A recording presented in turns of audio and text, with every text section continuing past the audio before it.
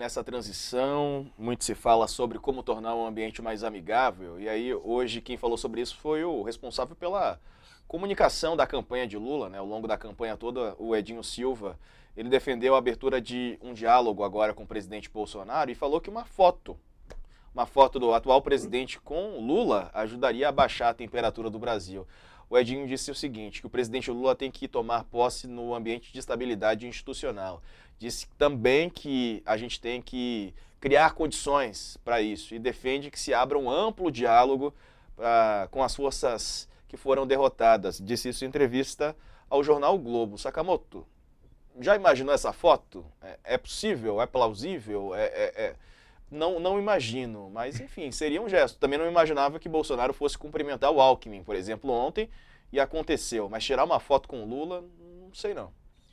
É que o Bolsonaro nunca brigou de fato com o Alckmin. Aquelas propagandas que ele colocava na TV, criticando, olha o que o Alckmin disse sobre o Lula antes, olha o que o Alckmin disse sobre o Lula hoje. Eu nunca vi, não me lembro, posso estar enganado, do Bolsonaro atacando diretamente a pessoa do Alckmin, né?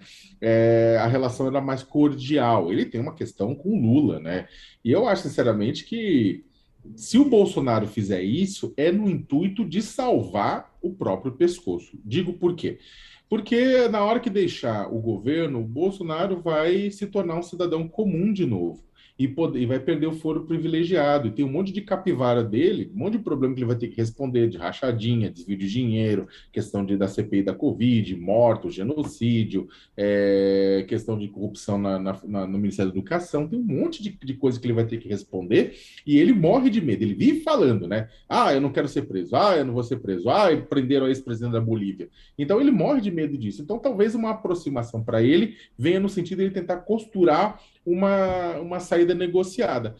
É claro que não depende do poder executivo, né? Tipo, primeiro que é o seguinte: se o governo Lula fizesse uma saída negociada que ajudasse, que atuasse pela não punição de Bolsonaro, mostraria que o governo Lula não aprendeu nada com o passado. A gente tem a ditadura militar, o Brasil optou pela não punição dos responsáveis. Olha que legal agora, né? A galera aí, um monte de gente golpista, inclusive nas Forças Armadas, que não, as Forças Armadas não são golpistas como cúpula, mas a base tem aquela mentalidade que vem lá de trás, que foi e que continua sendo fomentada.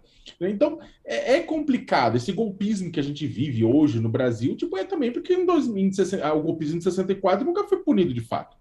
Então, eu sou a favor, é claro que e acho importantíssimo que o novo governo ele estenda a mão para o lado derrotado, mas o lado derrotado não é o Bolsonaro. O lado derrotado é o lado da população brasileira que votou nele. E que, como o Lula falou no seu discurso de vitória, né, no Hotel Intercontinental em São Paulo, não temos dois Brasis, é um só Brasil e um só povo, e ele vai governar para os dois lados. E ele vai entender as necessidades desse outro lado e governar para aquele lado também. E não apenas para aqueles para aqueles que votaram nele, ao contrário do que falou Bolsonaro, que no discurso de derrota só falou para aqueles que tinham votado nele. Né? Então, uma coisa é você acenar para quem votou no outro lado, para os aliados desse outro lado, para todo mundo que estava com esse outro lado e falar, vamos fazer um governo de união nacional. Isso é importantíssimo. A outra é passar pano para Jair. Né? Eu acho que qualquer movimento que possa depois ser usado para Jair, para livrar o próprio pescoço, é um erro.